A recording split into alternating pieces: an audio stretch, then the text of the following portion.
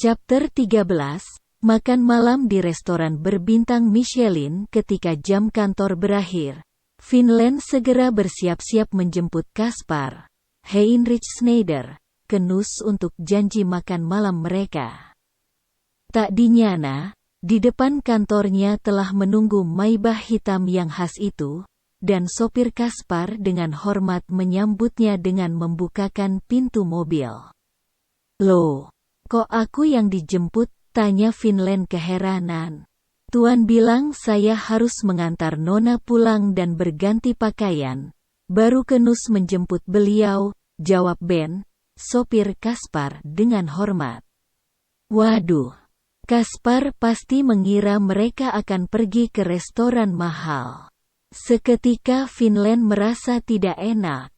Mengendarai mobil semewah Maybach ke Hawker Center untuk makan nasi ayam pasti akan membuat heboh sekitar tempat itu. Pada dasarnya Finland tidak menipu Caspar. Karena mereka memang akan benar-benar makan di restoran berbintang Michelin. Tetapi nasi ayam Liao Fan adalah suatu pengecualian di dunia kuliner. Harga makanan per porsinya hanya $2 dan antriannya panjang sekali. "Ben, aku tidak perlu ganti baju. Kita langsung ke Nuss saja." Akhirnya Finland memutuskan tetap pada rencana semula untuk makan malam di Liao Fan. Ia tidak rela menghabiskan uang bonusnya ratusan dolar hanya untuk makan malam di restoran Michelin asterisk lain yang mahal. Yang penting ia menepatinya janjinya kepada Caspar. Ben menuruti perintah Finland dan membawanya langsung ke Nuss. "Aku sudah di tempat parkir. Kelas hampir selesai. Tunggu aku di mobil." Finland menunggu di mobil dengan sabar sambil ngobrol dengan Jin lewat WhatsApp. "Akhirnya aku dapat nama lengkap pria misterius kita. Heinrich Schneider." Membosankan. Tidak banyak informasi tentang dia di Google. Jin mengirim screenshot hasil pencariannya kepada Finland 10 menit kemudian. "Di sini ada banyak nama Heinrich Schneider. Kalau aku cari di Google Images, ada banyak foto orang berbeda. Dia yang mana?" Finland meneliti foto-foto itu dan menggeleng sendiri. Tidak ada. Semua Heinrich Schneider yang ada di Google bukan dia. Kok bisa ya? Bukannya kita bisa cari informasi tentang semua orang di Google? Misalnya aku ketik namamu, pasti banyak info yang keluar. Tuh, aku ketik Jean Pierre Wang, ada banyak fotomu bertebaran, dan aku juga bisa lihat jadwal showmu bulan kemarin. Kalau orang kaya dan berpengaruh sih bisa, Fin. Mereka akan memblokir berita tentang diri mereka di internet. Kalau memang kita tidak bisa menemukan berita atau foto tentang orang itu, artinya dia memang orang kaya dan berpengaruh. Dia itu benar-benar kaya. Finland tertegun. Ia mulai melihat Caspar secara berbeda. Pemuda itu ternyata sungguhan kaya dan berpengaruh, sampai bisa memblokir berita dan fotonya di internet. Finland bahkan tidak tahu bahwa hal itu dapat dilakukan. Dia kira hanya FBI atau Interpol yang bisa melakukan hal semacam itu. Lalu, mau apa orang sepenting dan seberpengaruh itu dengan dirinya? Finland tidak punya apa-apa yang bisa dimanfaatkan. Belum sempat ia berpikir lebih jauh, tiba-tiba pintu mobil dibuka dan masuklah Caspar ke dalam. Rambut dan pakaiannya agak basah karena ternyata di luar hujan. Finland tidak sadar bahwa hujan telah turun selama 5 menit terakhir ia menunggu di dalam mobil. "Tolong ambilkan handuk di kabinet kecil itu," pinta Caspar kepada Finland sambil menunjuk rak kecil di sebelah kanan gadis itu. Finland menurut dan menyerahkan sebuah handuk putih kepadanya. Kaspar membuka kancing kemejanya, lalu mengeringkan rambutnya dengan handuk. Ia kemudian menunjuk ke rak satu lagi di sebelah kiri Finland. Tolong ambilkan kemejaku di kabinet yang itu. Ia membuka kemejanya yang basah di depan Finland yang terpana, tidak sanggup bereaksi melihat Kaspar dengan cueknya berganti kemeja di depannya. Namun tanpa sadar tangannya mengambilkan kemeja baru dari rak sebelah kirinya dan menyerahkan kepada pemuda itu. Kau kenapa? Tanya B. Kaspar keheranan. Belum pernah lihat laki-laki ganti baju? Oh, apakah kau di sekolah tidak pernah ikut pelajaran renang? Itu tidak masuk hitungan, protes Finland cepat. Kenapa? Finland tidak menjawab. Kaspar tiba-tiba seperti memikirkan sesuatu. Ia menyipitkan mata dan mendekatkan wajahnya ke arah Finland seperti ingin melihat gadis itu baik-baik. Kau belum pernah tidur dengan laki-laki? Kurang ajar ya, aku belum pernah punya pacar. Dan kalaupun punya, aku tidak akan tidur dengan laki-laki, tukas Finland ketus. Kau pikir aku ini siapa? Finland tahu budaya orang Barat dan orang Asia berbeda.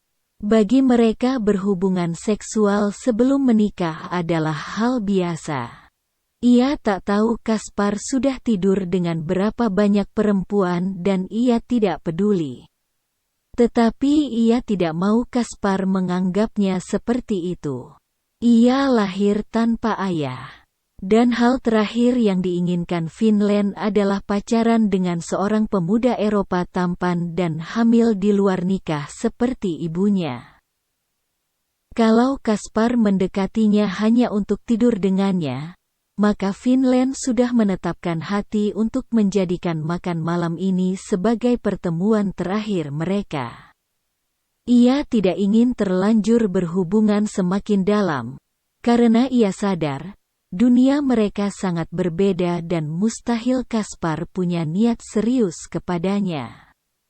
Kenapa kau marah? Aku cuma tanya. Soalnya ini zaman modern dan banyak orang yang berhubungan secara kasual. Tidak usah marah-marah. Kaspar mengangkat bahu. Gadis secantik dirimu, kupikir pasti sudah punya banyak kekasih. Thanks. Aku tidak ada waktu untuk pacaran. Aku harus kerja cari uang, jawab Finland datar. Kau ini kenapa, sih? Apa yang sebenarnya kau inginkan dariku? Aku menyukaimu. Menurutku, kau cantik dan menarik. Kau orangnya tabah dan keras hati. Jadi wajar saja kalau aku ingin mendekatimu, jawab Kaspar dengan wajah sungguh-sungguh. Tapi, kau kan bisa mendapatkan perempuan lain yang lebih cantik. Kau bisa pacaran dengan artis atau model, atau anak orang kaya mana? Kenapa harus aku? Aku sudah hidup cukup lama dan bertemu sangat banyak perempuan, tapi aku belum pernah jatuh cinta. Jadi bisa dibilang kau ini anomali. Aku biasanya tidak sebaik ini sama perempuan. Untukmu aku menjadi orang yang sangat sabar dan pengertian. Kaspar menyentuh dagu Finland dan menatapnya dekat sekali, rasanya. Aku jatuh cinta kepadamu. Finland pura-pura tidak mendengar bahwa Kaspar menyebut kata cinta dalam kalimatnya barusan. Yang benar saja, mereka hampir tidak kenal. Namanya saja baru ia ketahui siang tadi. Bisa jadi ia begini kepada semua perempuan yang sedang didekatinya. Memikirkan itu membuat Finland sebal sendiri. Ia menarik wajahnya menjauhi Kaspar dan mengarahkan pandangannya ke jendela mobil. Kita ke Chinatown, Pak Ben, katanya kemudian. Kau pura-pura tidak mendengar pernyataan cintaku barusan, kata Kaspar sambil tersenyum dan menggeleng-geleng. Kulitmu tebal sekali ya. Bisa-bisanya ekspresimu tetap datar begitu. Perempuan lain kalau dinyatakan cinta sudah menangis terharu. Kau ini selalu bicara yang tidak-tidak setiap kita bertemu. Waktu itu kau bicara tentang membeli hotel. Sudah puluhan tahun jadi dokter bedah dan bisa operasi sambil tutup mata. Bla bla bla, tukas Finland sambil mengangkat bahu. Kau ini sangat ringan bicara. Sehingga aku tidak pernah lagi menganggapmu serius. Kaspar memandang Finland dengan pandangan tidak percaya. Gadis ini keras kepala sekali. Finland terus memandang keluar jendela.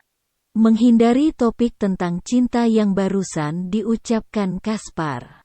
Kita turun di sini, katanya kemudian begitu mereka tiba di Chinatown. Kita jalan kaki sedikit. Kalau mobil ini berhenti di sana, bisa heboh. Kaspar keheranan, tetapi ia ikut turun bersama Finland. Keduanya berjalan kaki sedikit menuju sebuah hawker center, Pujasera. Dan semakin dekat ke sana semakin wajah Kaspar bertambah bingung. Kita antri dari sini, kata Finland menghentikan langkahnya. Kaspar memandang Finland, lalu antrian panjang di depan mereka. Lalu pada pakaiannya yang mewah.